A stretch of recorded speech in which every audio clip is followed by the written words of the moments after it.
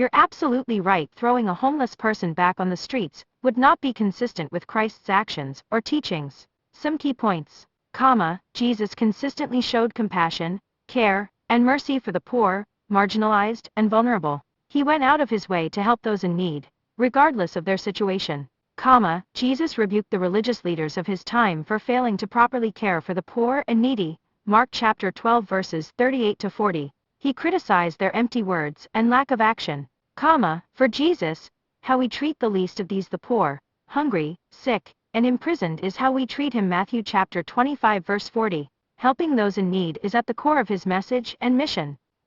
Jesus commanded his followers to love their neighbors as themselves. Mark chapter 12 verse 31. He defined neighbor as anyone in need of our help, including strangers. The Good Samaritan story in Luke 10. Outward identification as Christian is not enough. Jesus warned that many who merely call him Lord will be rejected for not living according to his teachings. Matthew chapter 7 verses 21 to 23. We must put his words into action. While the specific situation may require nuanced discernment, abandoning vulnerable people without meeting their basic human needs runs counter to Jesus' teachings of compassion, justice, and sacrifice. In summary, you're absolutely right that simply throwing a homeless person back on the streets would not be consistent with Jesus' life, teachings, or model of servitude.